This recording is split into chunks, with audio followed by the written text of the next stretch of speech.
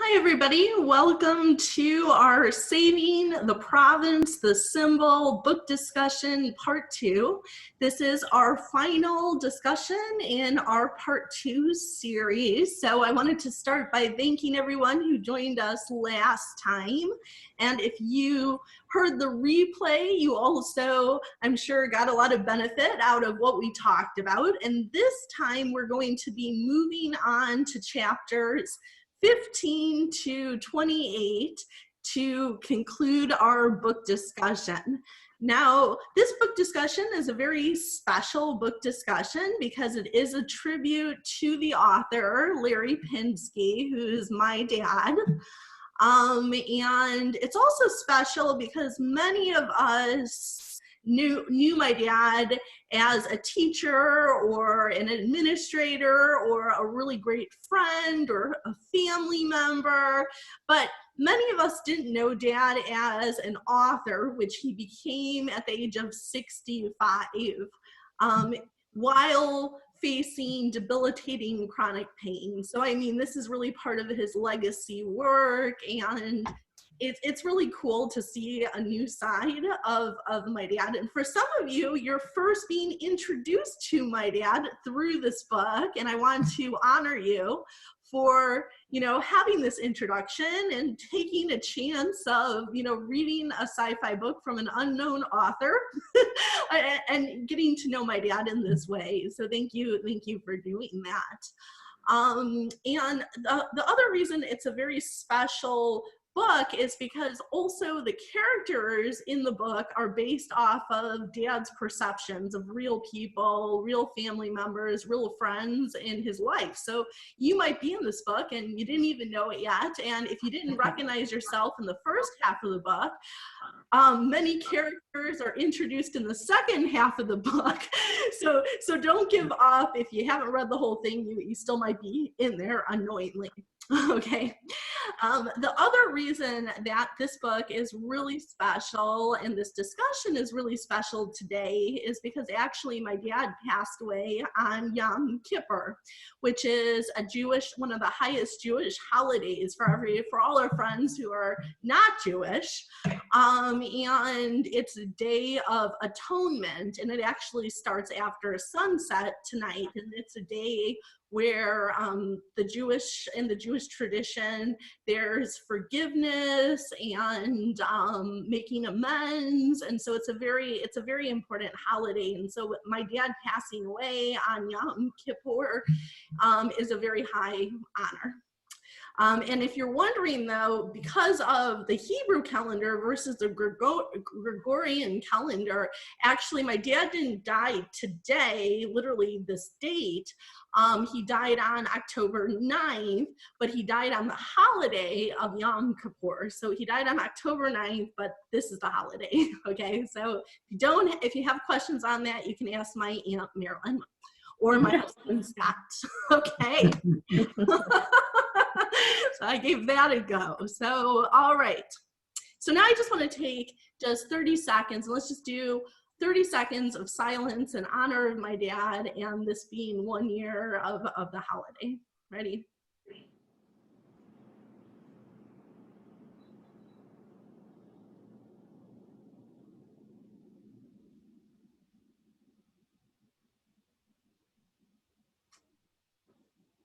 All right. Okay, so everyone, deep breath in and out.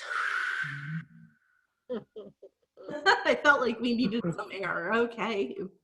So now what we're going to do is we are going to start by introducing ourselves. For everyone who's watching this replay, you can see who the family is and the participants. So please say your name and also say, how far you got in this book. And please note there's no right or wrong answer. You can participate in the discussion even if you only just read one chapter. Okay, so Mom, go ahead. Hi, I'm Chris Pinsky, and I was Larry Pinsky's wife. And I am guilty. I have not read every word that is printed in the book, but I did live it while he was writing it, which is what I had indicated earlier. And this was not my favorite type of books or movies that are out there, but Larry would read and say everything that he was doing. So I pretty much felt like I have read the book. I'm more interested in, instead of me giving my opinion on each of the characters, I'm very interested to see everyone's take on who they thought was either them or who it would have been in the family or friends, neighbors, so forth. This was something that I really wish Dad was still here. This was something he was really interested in, and anytime somebody bought the book or spoke about what they had read, he'd always ask them, okay, who did you think you were? And they'd say, oh, we'll tell you in the future, we'll tell you. And he never had that opportunity to get everyone's opinion. So I'm really glad, Joe, that you put this together. It gives me an insight on what his feelings were. And we had a few heated discussions on the characters, on who he made them and who I thought they were or weren't. And so I'm going to leave it at that. And I'm not going to give my input. I'm really interested to hear how everybody else felt when they and how they interpreted the book. Okay? That's me. Awesome. Thank you. All right, Aunt Mary, go ahead. I'm Marilyn Pinsky. I am Larry's sister, and I read the whole book from cover to cover, and this is my second time that I've read it, and I loved every minute of it. I actually had forgotten about some of the characters and how Joellen had said there were some additional characters in the second half of the book. And I'm still trying to figure out who some of them really were, who he was talking about. So I'm anxious to hear what other people have to say about that. So looking forward to the discussion. Awesome. All right, Scott. All right, I am Scott, the husband of the beautiful woman setting up this call. And I finished the book for the first time this morning, so yay me. Right to the deadline. That's awesome. All right, and this is my third time through the book. I read it right when it came out, before it was even fresh on Amazon, and and then I also had some conversations with Dad about the book, and and then I've read it twice since.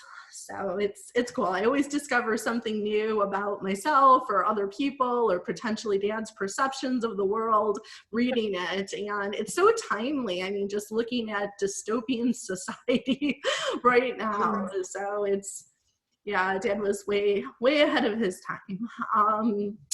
All right, so we're going to go ahead and we're going to start this discussion off by, let's talk a little bit about comparing, the first half of the book to the second half of the book, and how you felt about the difference between the two, and also the transition from one to the other, because they were both quite different, right? Different parts of the book and different feels to them.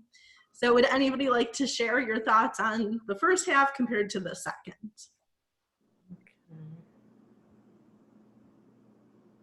Well, so I can start it off. So the first half of the book, it felt very much like teenager, it was teenagers dealing with teenagers, right? Because it was, it was Josie and her team figuring out how to do things, and it was all the different personalities associated with her team and how they needed to work together and how their relationships changed. And in the second half of the book, it was really about the outer world and the government and her parents. And I mean, they did introduce some aspect of Scott and his parents and family, but there was much more this like adult world out there in the second half of the book. Scott, could I just ask you, did you feel that it was believable, the pace that it was going at? Or do you feel that like time had lapsed in between and it was too big of a jump? Well, I think it had occurred to me at some points that maybe there was more time that had elapsed between some of the chapters. You know, at first I did, like, when the things happened in the book, it was kind of a surprise. Like, things, he didn't set up a lot of stuff. It was just like, oh, boom, in this paragraph, this thing happened. Right. And you know, so I guess if I thought about it after, you know, in reflection, then it was like, yeah, well, maybe that happened too fast, or that wouldn't really happen as fast as it did. But as I was reading it, actually didn't occur to me that way. Okay.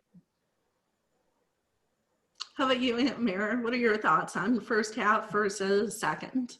The first half was all about the interactions between the young adults at the academy, and you saw the relationships between them, their strengths, their weaknesses, how Josie kind of, you know, interacted with them, kind of took control, but was very empathetic. So that was the main stage to me. The first part was at the academy and seeing the interactions. The second half was like a totally different environment. It was more learning about Josie's, you know, home environment, Scott's home environment, the government, which definitely comes into play today. And so I thought it was very on target, but the first chapters with the academy led into the second one, but the second one was, you saw just really Emma's family, so there wasn't as much of a correlation as far as all the students, just some of them. Yeah. And I thought that was, I mean, that was a really interesting detail that there were new characters who were being introduced in the second half that played more critical roles, and you hadn't known them in the first half, which was a little different than, you know, how most books go. It's like usually you kind of meet them, it seeds their character, and then later on it's more developed. So I thought it was really interesting. But then also reflective, I think also reflective of real life, because in real life, I mean, you go to, you know, let's say you were Josie and you went to the military academy, and then you come home and you probably wouldn't see all those people that were on your team, you know, and so it was almost like you were following Josie's perception of the world as opposed to just bringing back characters just to bring them back. So I thought it was realistic. I did like that Dad did it. It was interesting. It's not common, definitely, but it made the book special. You know, and I thought it was interesting too, like the transition from one part to the second part, and it was this transition of mourning, right, and grief. That was really interesting because, you know, a lot of times, especially when there's other movies that are out there, it's kind of like there's combat and there's fighting and people die and then just everyone moves on. But like in this book, there was actually Josie and the families that had to reconcile that grief and account for human loss. So I'm really curious, what were your thoughts about Josie and the families and, you know, the mourning and, you know, the consequences, how they dealt with the consequences of human loss, you know, and how the book handled that.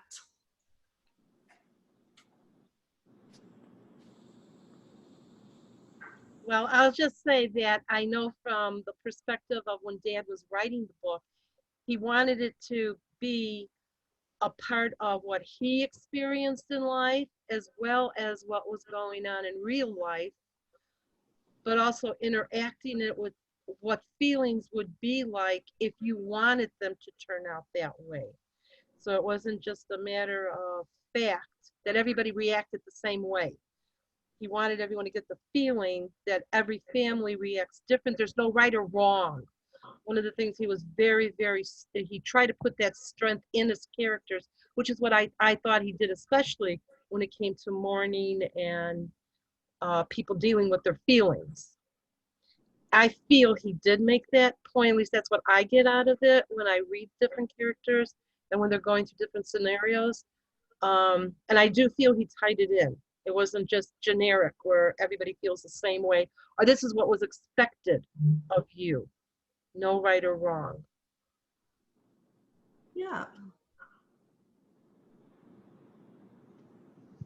You know, and the other thing that was a big theme in this book was a question of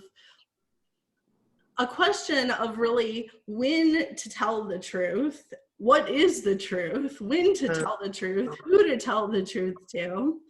Oh, hold on. So I'm gonna let somebody into our discussion. All right. So welcome Marilyn and Lauren. Hi. Hi, nice to see you. Cool. So can you just tell everyone your name and how far along you've gone in reading the book?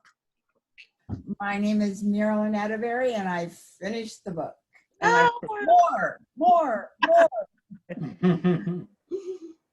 My name is Marilyn Atterbury, as it says in the note there. Actually, I'm Warren. We read the book together. We finished the book together. So we're both just, it's like all of a sudden kind of left hanging. Like, how do I have to finish writing the book in order to find out how it ends? Or? No. We loved reading it together too, because we kind of made it more dramatic. I mean, we would change our voice for each character and all of that. Fun. Wonderful. Oh, this is so cool. Well, thank you for being with us. So you just jumped in at the perfect time because we were talking about the subject of truth. And, you know, what is the truth? Who to tell the truth to? So how did you see truth? And actually, in the book, there's a part that after the trial, Josie was quoting her dad, and she says that her dad always said, the truth will set you free. So what do you think that means? Like, what is the truth according to a book filled with lies and deceptions and secrets? What is the truth? How will it set you free? And what does truth mean in the context of this book? Would anybody like to share? Sure. Hey, Amir. Okay, well, first back to the mourning and kind of the deception about Emma. I felt Josie had to do that. It was kind of a white lie, but she wanted to protect the family. And I think that was a very big goal of my brother, was families always first. And I thought that came out about the truth, how there was so much deception with the family because they didn't want to tell the kids that they really were, you know, part of that faction because they didn't want them to get hurt. But at some point, the truth did come out. And so it was important it did at an older age when they were receptive to it. I think that was a big part of it too, that they were ready to understand that truth. They were too immature at a younger age. So I think that was a point to him that truth is very important, but you have to look at the situation that you're in too. Awesome. Marilyn, Warren, any thoughts on truth in this book? Well, I have a perspective that truth is definitely individual and that it's related to one's value system. And very much MP, is that, what am I to call you? Marilyn. Yeah. Oh, Fuck you. Yeah. If my value system says that telling what's true for me Right. is going to hurt someone else, then I have to kind of decide how much of that I can tell and how much of it I can't. And I believe that as the kids grew older, I feel their parents were probably going to tell them eventually, but things kind of blew up. So yeah, I kind of look at it as a mother, where are the levels that I have not told the exact truth to my kids growing up? And every time I did that, I'll tell you, when they found out, which wasn't a lot, but when they found out, it did cause a, what would you call it, a disturbance in the force. So I guess the truth is that if you're not going to tell the whole truth, be ready for a disturbance in the force and to be able to handle it when it happens. That's the truth. Okay. Well, I'm going to take the position that truth is overrated, and if we could somehow have that, know that, and I imagine that this is probably in some cultures or societies, it's there because it makes sense. That if I'm whatever my relationship is, whether it's with a person or with a spouse or family member or whatever, I have faith that, well, I have knowledge, I know that at points in time people are going to not tell the truth. They're going to lie and withhold information, and I just have to have faith that they're doing that with good intention. And I think, sure, there's like good intention truth or bad intention lie, or good intention withholding of information.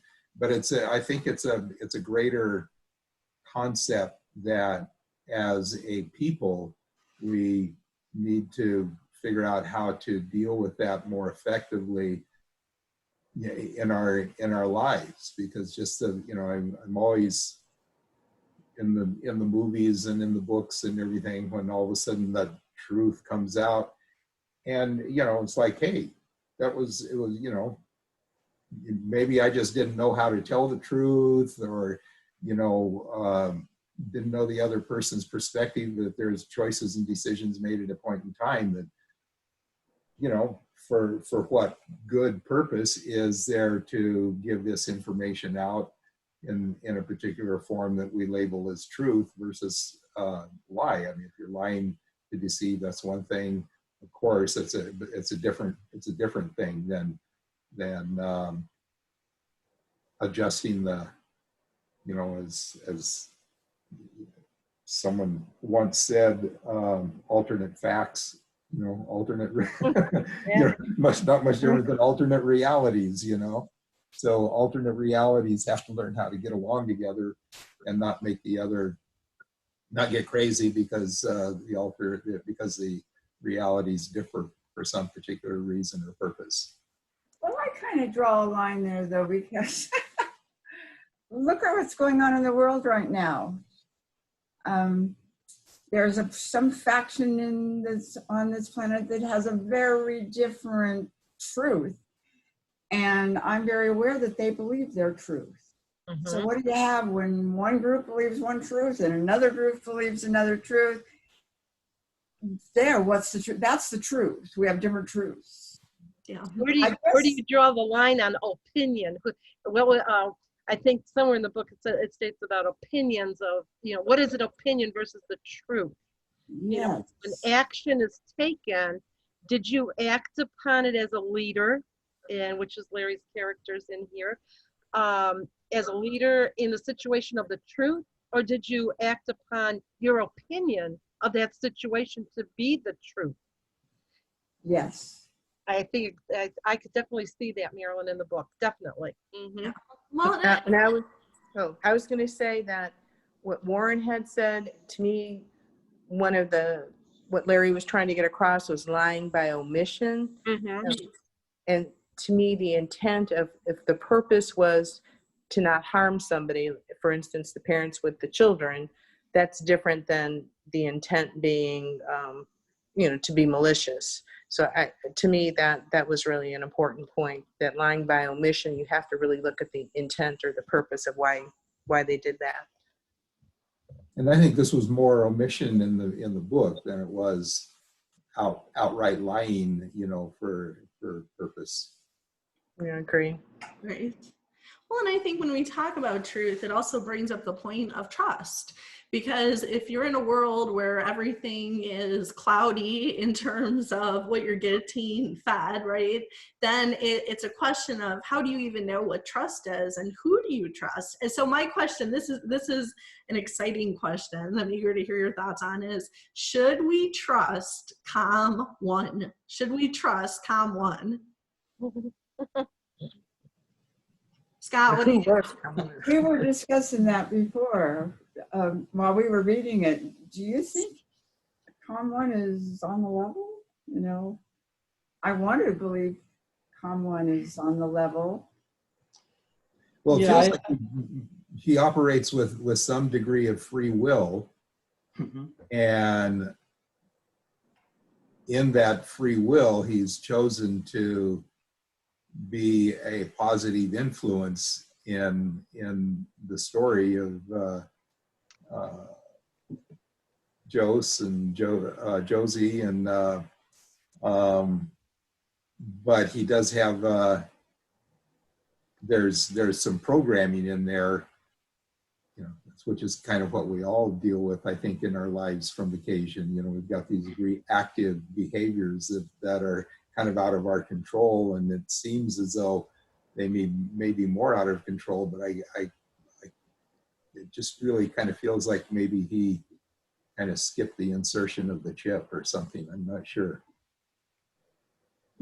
Yeah, just from what you were saying, Warren, to me, Com1 seems like a question mark. It seems like the things that he's done up to this point, from what we know, seem mostly positive. It seems like he's doing things which are in alignment with his personal values. But if he's got this chip in there, it could be activated at any time by an external force, and we wouldn't necessarily know.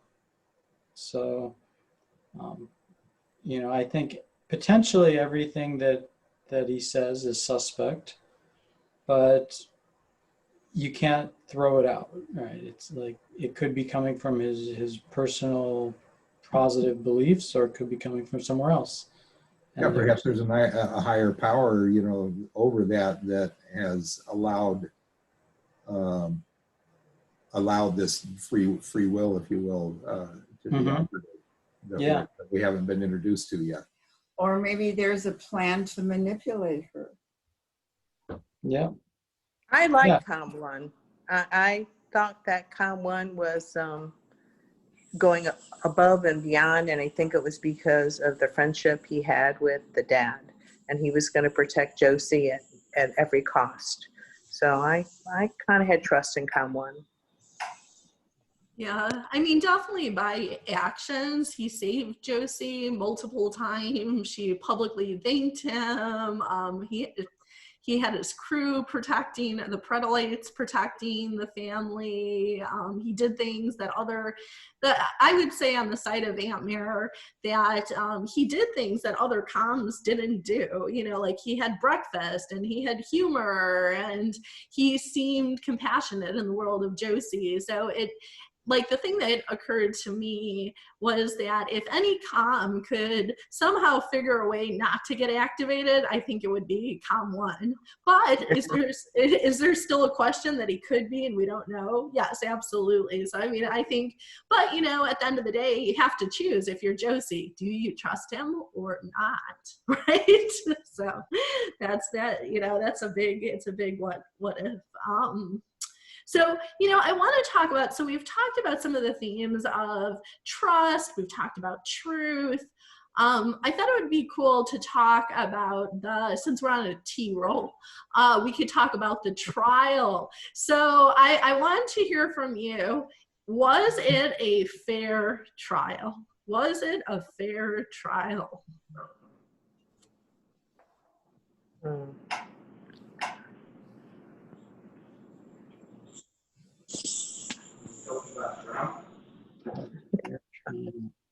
I think that's a fair question. I don't know that there's a good answer.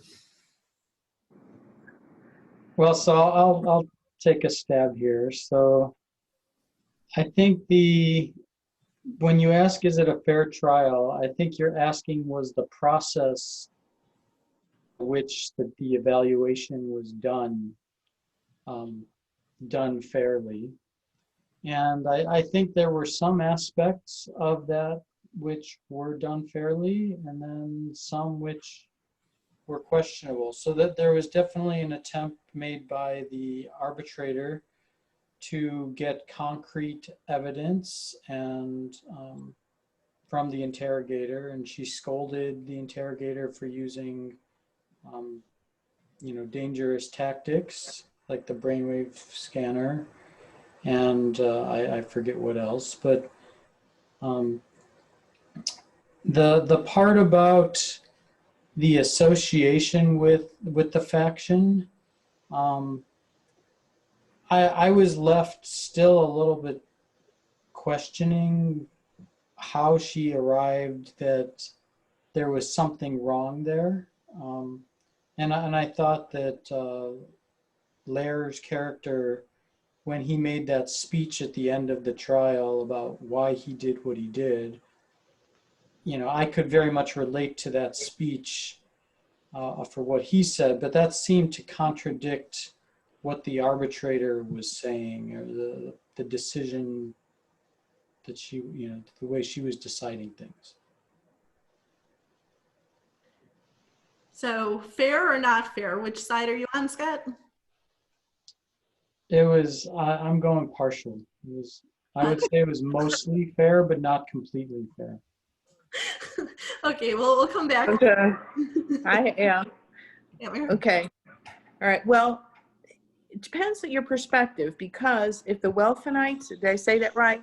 Yes. Did not intercede, it would not have been a fair trial, because it would have had somebody that already, from Compudone would have already made a decision without even hearing the court.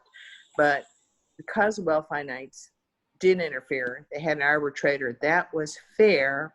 But then when you later find out in the story as it develops that he really was part of the faction, then you go back to, I'm not so sure that it was fair, because the arbitrator was basing it on what she thought to be true. Yeah, the other thing I would say is, in terms of the fairness, it seemed like there was a lot of stuff being, a lot of weight given to the fact that Josie and her siblings had been doing all of these positive things. And, in my head anyway, that's not necessarily, shouldn't necessarily have a really big weight in a decision like this. It should be mostly based on what he did and what he said and what the evidence is. It was a trial format, and I think a general trial system that I wouldn't want to be judged by. It felt like it was definitely set up to support the desires and the wishes of the state. However, the avenue for modification of that was allowed by the Welfenites coming in, and the opportunity to hear these other perspectives that would not always be guaranteed, which is not unlike our own trial system. There are many times when people go through an entire court process without having a fair, I can't pull up the term, but if, a person on there working actually, truly on their behalf. An advocate, yes. Mm-hmm. Their attorneys are supported to adhere to the guidelines of the laws, but they are not necessarily advocators for the accused. I think it's designed, we have a system designed that's supposed to be there, but in reality it's not. So I think it's perhaps this court was designed the other way to not have that, but in reality it could show up. Yeah, I thought it was interesting that there was facilitators and interrogators, and the facilitators, I think, were the closest to what you're talking about, Warren, with an advocate.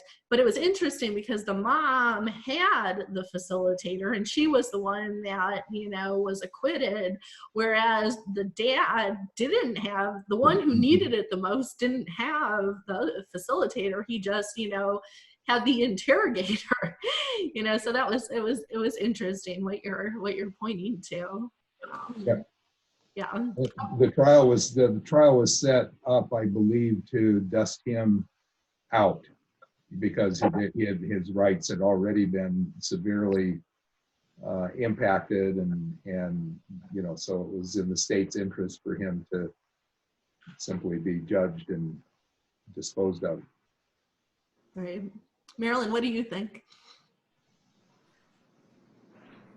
Fair or not fair? I think it was not fair. And she watches a lot of jury movies and trial movies. My favorite kind.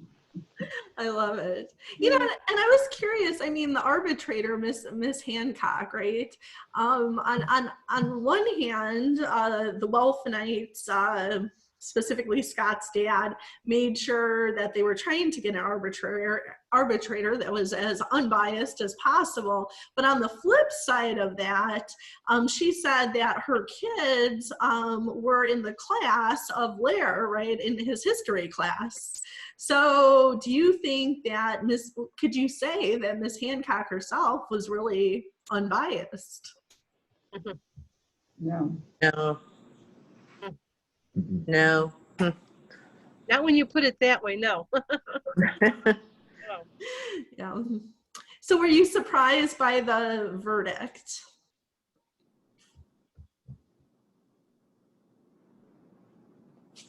Yeah, I was. Why? But for the one for the dad, I was thinking just Josie's perspective seemed to be so negative of things that she was just very skeptical or cynical that things are always conspiring against you. And, I mean, it was first a little bit surprising that the mom was acquitted, but I found it even more surprising that the dad was also acquitted. It kind of seemed like it'd be a good plot point for the dad to get convicted and then trigger a whole bunch of stuff. And by him having what actually happened, it was kind of like, okay, well, where do we go from here with the plot? Right, but it turned out there are things you can do story-wise after that, but I just didn't predict it. Marilyn, Warren? Well, I was just reminded of how I was also waiting for some shifts in Josie's ability to see other viewpoints. And I kept waiting for that to happen, but she was pretty stuck in her own ideas about how things should be and shouldn't be. But I feel that Larry Pinsky, if he, I don't know, I understand he started both of the other books of the trilogy. Maybe in those books he has her working on those things. But I was surprised that there wasn't some movement kind of going there in this one. But I know it's a trilogy and this was part one. So, the whole next book might be about her transformation. Yeah, I definitely feel that everything that was going on is still foundational for the full storyline. Then he was very successful. in the way that he wrote this. I will tell you that that was one of his intents, is to keep you hanging, to give you enough information to form your own opinion, not a fact about people. And I think that, and that my opinion, but I think that he could accomplish that with the different characters.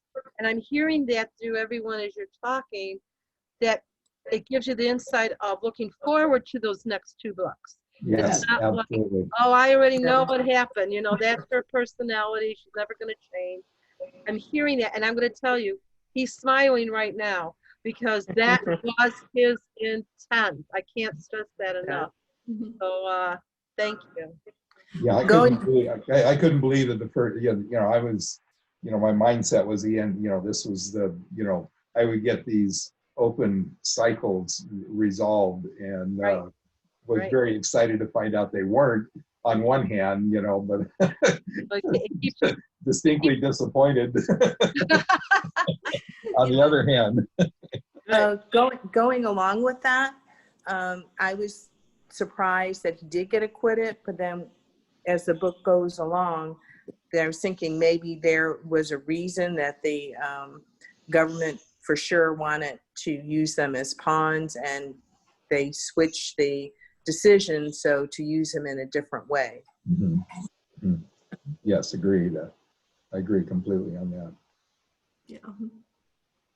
Well, and the other thing I want to bring up that got brought up on our first discussion is that during book discussions, it's always like it would be great if the author was here to answer our questions, and obviously that's not possible right now, unless, who knows, Dad might be getting some microchip implanted in his head and we were just never told the truth. I mean, it's possible. I'm not counting on it, but it's possible. He may come back reinvented. We don't know. But in the meantime, we do have the next best thing, which is my mom's here, with us. And so one question that often gets asked to writers is, what is the process like? You lived with my dad day in and day out creating this book. And can you just tell everybody, one, like, how did Dad write this book? Did he write it in chunks? Did he write like a little bit every day? Did he just like stay up and just, write it for 3 days straight? And then also, like, did he have the whole story in his head, or was it like he was processing through it as he went? So can you just tell us a little bit about Dad's, writing process? Absolutely. I was trying to intercept, even during both of these sessions, on how Dad wrote the book. No, he did not have everything at one time where he would just sit down and write for hours and, close up the windows, pull down the shades, and leave me alone. Don't call me till next week. No. He had lots of notes, loads of notes. There would be times where we would go out, either to a movie, which is something that we would have a few disagreements on, not taking notes on other movies, come up with your own ideas, don't do it. It's a big mistake, things like that. But he would always say, if something came to him, he could be out riding his bike. He could be just sitting at a restaurant having a meal. And all of a sudden he would think of something, and we would be having a discussion, and he would start bringing up this dystopia of different communities. And, and what do you think about this character? And what do you think about that one? And should she stay that way? Should she always be that mean? What do you think of? And I'd go, what are you talking about? The waitress is coming over to ask you if you want broccoli or mashed potatoes. What are you talking about? And then he would write it down, and he would then of course he couldn't read his handwriting. So that was another issue. So then we'd come home, and it could be days later where he'd find things in his pockets, in a menu. If we went to the theater, he would be having these thoughts, and he would say, write this down. I just thought something that she's seen.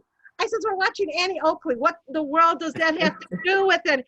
But that's just the way that he tried to have his own original thoughts, not copying from other movies that related, or, you might see the attachment to what his characters are. But he did do things sporadically. There are times where, he would put his own schoolwork on the side, and he would just concentrate on his book. But then he'd get frustrated again because he would find that he was being too structured. He did, and I love it when I hear Warren, when you're giving your interpretation, and Marilyn, both Marylands and Scott and Joe, that it's not, everything is not just set in stone. Things could change. You can have your opinions about things. Doesn't make it right or wrong. And I think he shows that in the consequences, when there's trials, when there's any kind of tribulations between the characters. You don't know, why is this one having any type of an issue with this one, because they're supposed to be best friends, and why is this happening? Why is she lying about? Because that's how he wanted you to hang on to those characters. And by listening to all of you, I see that he was successful at that. Absolutely. So I think that answers your question, Joe, as far as how he actually wrote the book. It took him a long time. He did a lot of revisions. He did contact a lot of people to make sure that the way that he wanted the lines to be interpreted is the way that they were being. He was not a grammar expert by any means, and he never said he was, but he made sure that what he wrote is what you wanted to get out of it, that it wasn't misinterpreted by a wrong word. So he was very, very dedicated to how he wrote this book, to make sure the images came across. And I can't stress enough how much I love the idea when I hear from you. I just don't know. Is that the way she stays? Or wait a minute, he changed it in this one. Maybe in the next 2 books, maybe that person isn't going to act. Or maybe that trial will come up again. You don't know. And I can't stress enough how that is what he wanted. He did not want you to come with an end conclusion. I know exactly who Emma is. I know exactly how Josie's going to react. You don't know. And he worked so hard to make that image come true. And I think he succeeded just by listening to all of you. One thing that's really funny, it's related and yet it's on like a sidebar kind of thing. In the book, when Scott really threw a massive temper tantrum, yes. I went to Warren and I said, wow, I wonder if Larry ever really saw him do that, because I can't imagine Scott ever throwing a fit like this. Scott, I'll let you answer that. I don't think he's ever seen me have a big temper tantrum. I can't imagine that you would do that. But maybe he secretly thought that I did, and Jose and I were married for 20 years, so we must have some strong disagreements. Also, as a wannabe book writer myself, the idea of him having the 3 segments going at once, I cannot get my mind around how he could be writing section 2 and writing section 3 while he's writing section 1. Keep them separate. Exactly. No. Exactly. Yeah, that's why I really would want to read the other things he wrote. Just see how it worked, how he did that. Yeah, so I mean, a couple of things with that, and we have about 7 minutes left in our discussion. I want us to answer at least 2 more questions.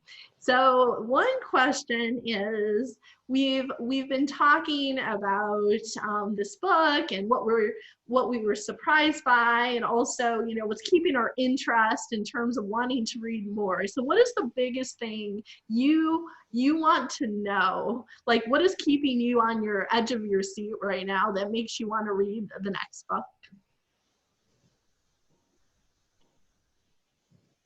Well, I told mine earlier, very, very early on, the Transfigurations.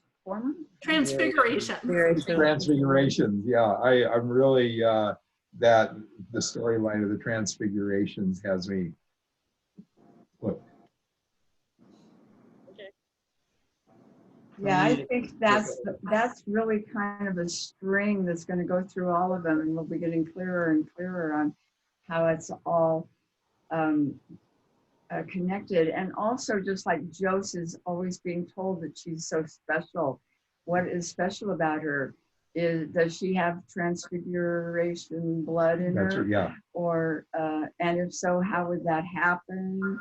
You know, what if she's the daughter of a transfigurationer or whatever, and her mother's father came in and adopted her? You know, I mean, there's always little things that are going on that are yet to, there's so much yet to be revealed. I say that's what keeps me on the edge of the seat.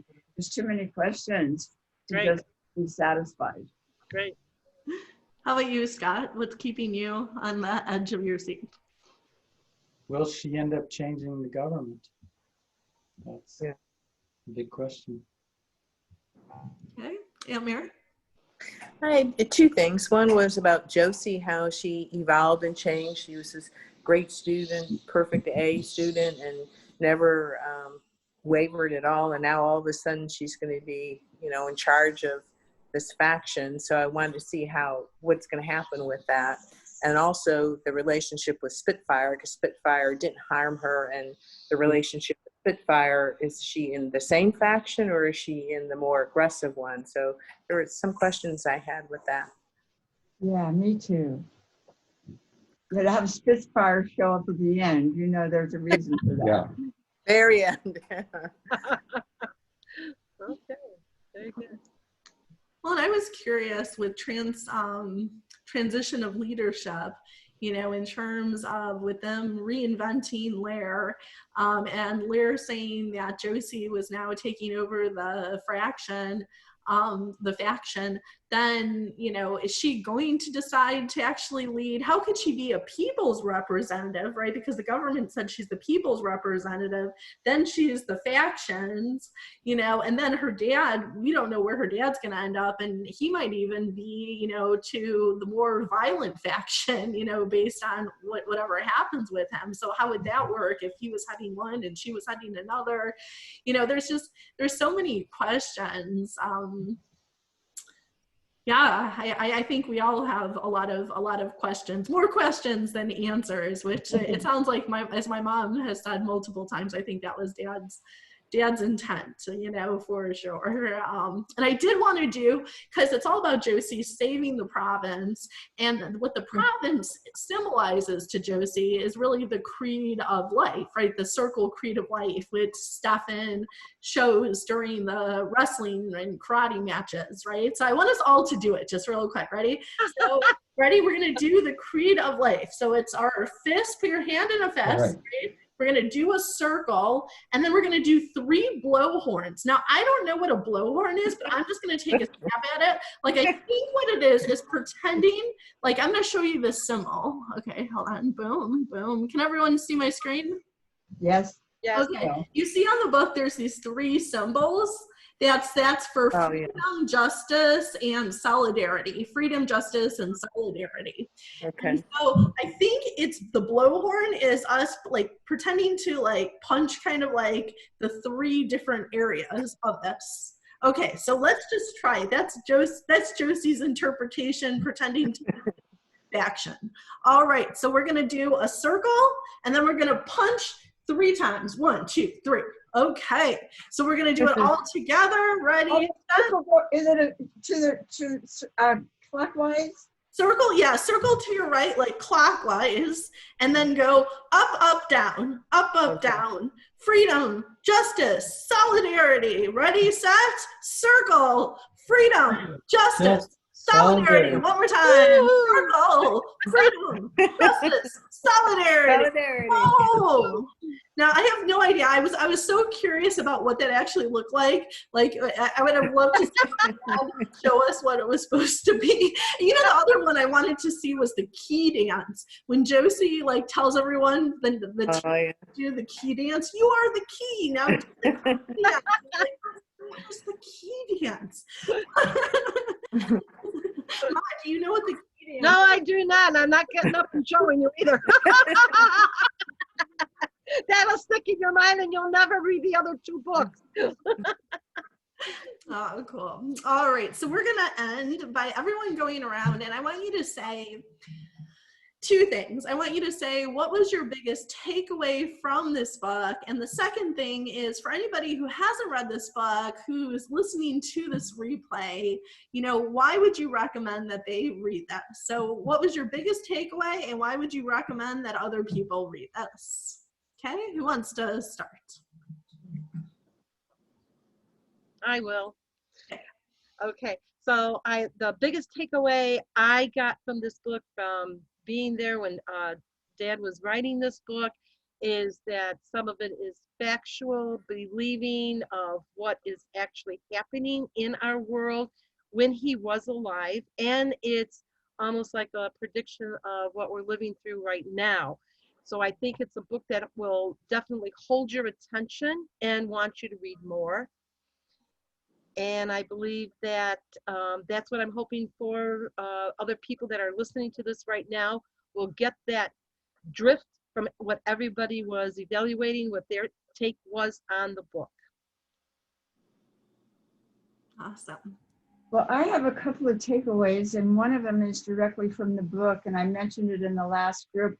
I really love the way he portrays teenagers and the way he has them evolve, the way he has them learn. They learn mostly through experience and through their feelings. And that's awesome. And I did, by the way, recommend this to my precocious 12-year-old great-grandson. And I told him, I really think you'd like it. And maybe you'd even have something more to add, to it. But another thing I took away from it is, like you said, Chris, I told DeWarren, I said, I think this is prophetic, because it's so appropriate for what's going on right now. It's like, I think he had a pipeline. And that's another reason I'd like to read into the other two, because I'd like to see, maybe he has some hope there, or something that we don't have a grasp of tangibly yet. And I trust his channel because it was so right on. And he happened to leave just before COVID. Exactly. Yeah, it's like he knew what was happening, and he's like working from the other side. Like you say, he's smiling now. Exactly. He knew when to get out. And I think, maybe he's even got some fingers out on somebody he really trusts to finish the books. I don't know. It could be, but Marilyn, I can tell you right now, that's not me, okay? Not me. But I believe in my heart, what you're saying is probably he had this premonition of this detail of what's it could happen, but maybe not say anything, because as we all know, if you say something that doesn't seem logical, right away people are kind of, giving you that evil eye.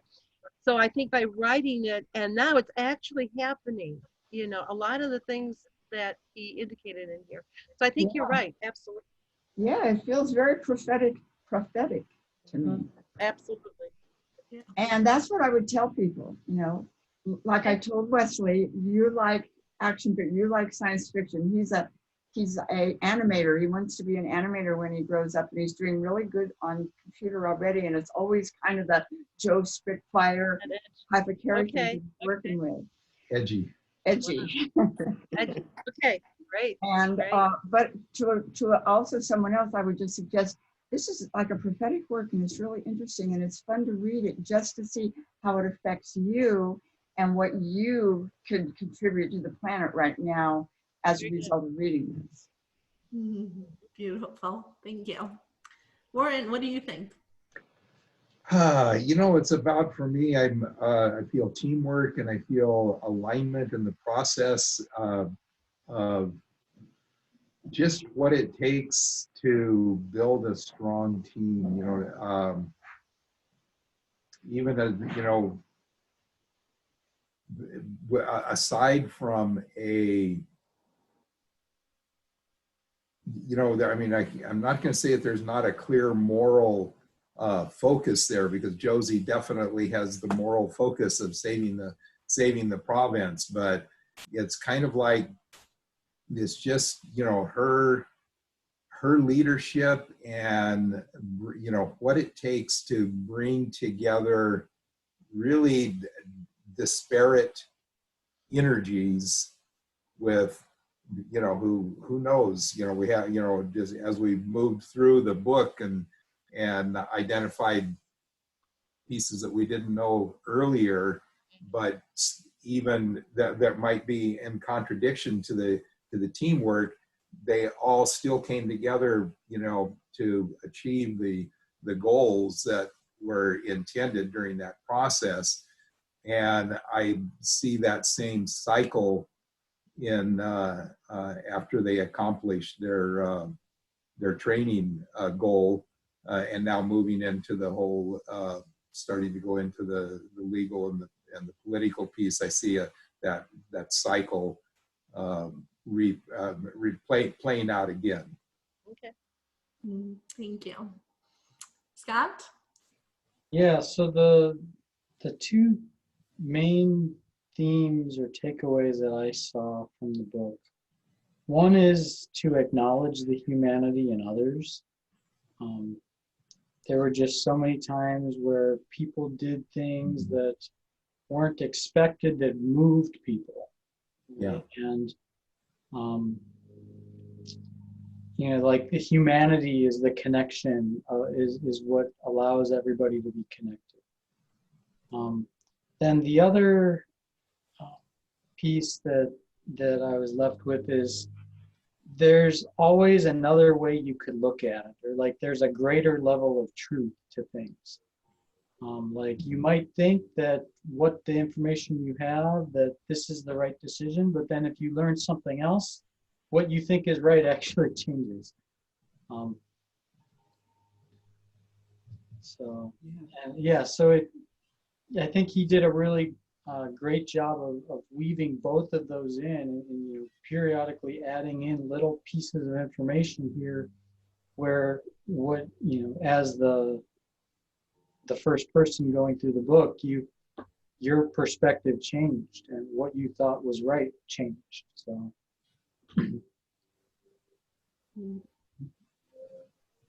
And why would you recommend people read it, Scott?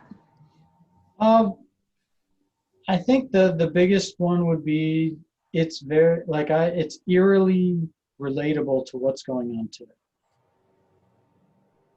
I like that word eerily. Yeah, like I just watched this video on YouTube from a company called Neuralink, and Elon Musk is one of the main investors, and Elon is not shy about saying that the point of this company is to create chips that can go in your brain and analyze what you are thinking and potentially be able to pipe information into your brain so you can get sensations more quickly.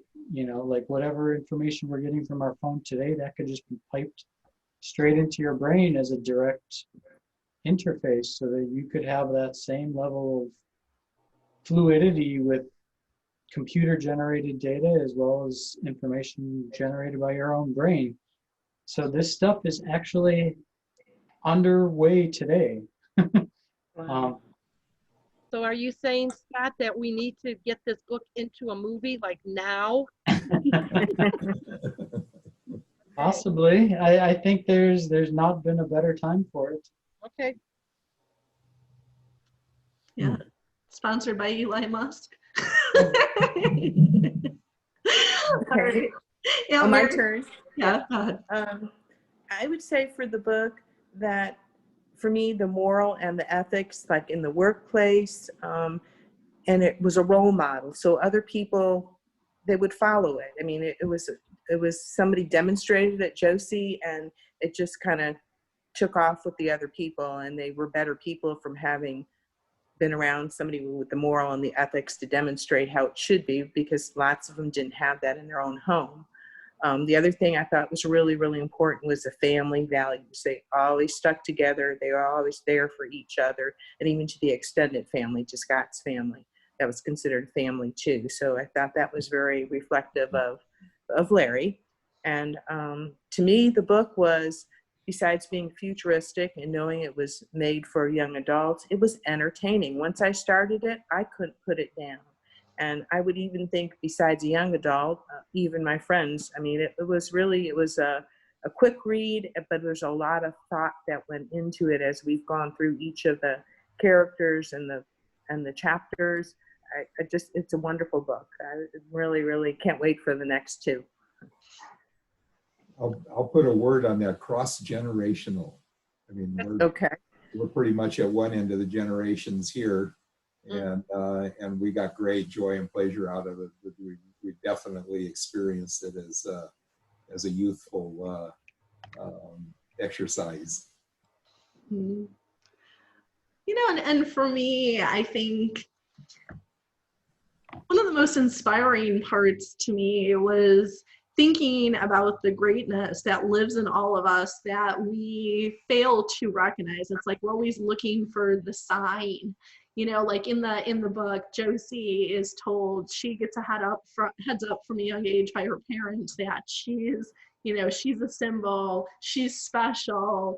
Her best friend Emma gives her a whole scroll with this information. She has a birthmark, she has special blood, and yet, no matter how much information she is getting, she's always looking for like the sign. It's still not proven, it's still not proven, it's still not proven, you know, that she's great enough to do what she needs to do and, you know, in the world. And I think, to me, it's a really important message, I think, for all of us. You know, it's like my dad was 65 years old in debilitating chronic pain when he wrote this book, as someone that didn't believe he was a writer, and the book wrote him. You know, like, really, he didn't write the book wrote him. It was, you know, this message that was so needed in the world that he put his ego aside and said, I need to get this out there. It's really good stuff.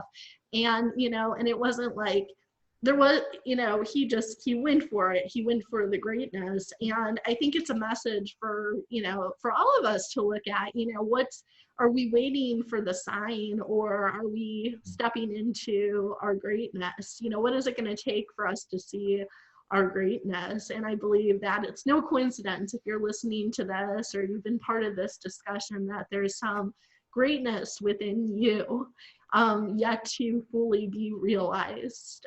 So that's what I got out of it, and I hope it inspires everyone who reads it to really see their greatness within. So with that said, let's end with the Circle Creed. Ready? So put your fist in a fist, and we're gonna go circle, and then we do freedom, justice, solidarity. Time, circle.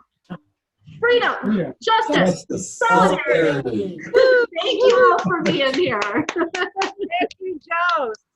Thank you. Thank you. Hey.